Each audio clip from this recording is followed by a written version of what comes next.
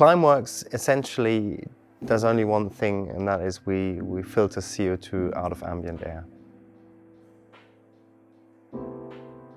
We have the largest direct air capture plant in the world in Iceland, Orka, which we launched last September. Orka is the biggest plant in the world right now. On average, we think we need to remove 7.5 gigatons, so 7.5 billion tons of CO2 per year, every year. To put that into perspective, we emit about 40 billion tons per year globally. So the idea is to get to gigaton scale in and around 2050 with direct air capture, not Climeworks, but as an industry. So a lot of growing to do. My name is Christoph Beuttler. I'm head of climate policy at Climeworks, and we are in our headquarters in Zurich. Yeah, that's correct. I joined Climeworks 4 years ago, and I think we were around 40 people back then. We're now 200. We're on the verge of society understanding that in order to make Paris to achieve our climate goals globally, we need to reduce emissions, but we also need to take CO2 out of the air. It is crucial to realize that we have all the technologies to be able to just make it if we put the foot down hard.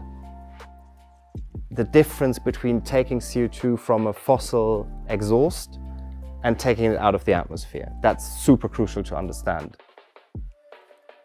If you take CO2 from a fossil point source emission and you store it underground, you're not cleaning the atmosphere. You're not creating what we call a carbon dioxide removal or a negative emission.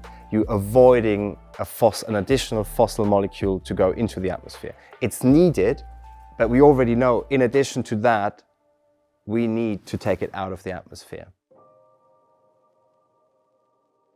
Climeworks started basically with Jan and Christoph, our founders, meeting on the first day of university in Zurich, at the ETH Zurich, and deciding on the first day that they want to have a company and they want to have it together. And a little later they went skiing together and they realized that, you know, the snow isn't as good as it used to be, and they thought, okay, we could do something about this. And that's basically how the idea around Climeworks formed, and then they did their studies and their PhD on the technology, and it became a spin-off of ETH Zurich in 2009 to convince people that this is possible. I think that was the main hurdle. And I think on a technology level, obviously, it was to go from a lab scale to now having the largest direct air capture plant in the world,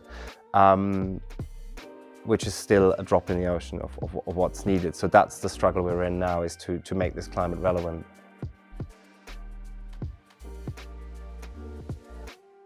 You know, the question we get asked the most is, why don't you just plant trees? What we bring to the table with direct air capture is efficiency in space. Direct air capture is several orders of magnitude smaller than planting trees, and we don't have enough space on the planet to solve the problem with trees. And the other thing is, the storage we do is we mineralize underground, so it's permanent. The biggest challenge is to find the sink, the storage, right?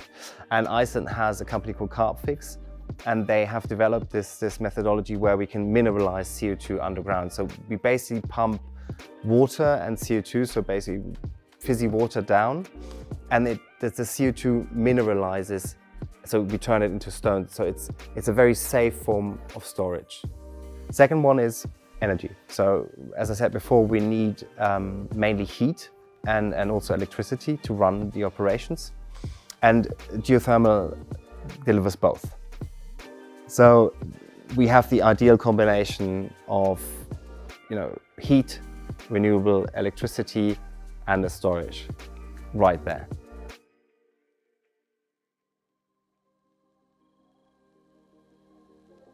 From a policy perspective, we need to build policies that incentivize emissions reductions, but also we need to build policies, and they need to kick in now, that scale up carbon removal. Otherwise, we don't get to the volumes we know we need.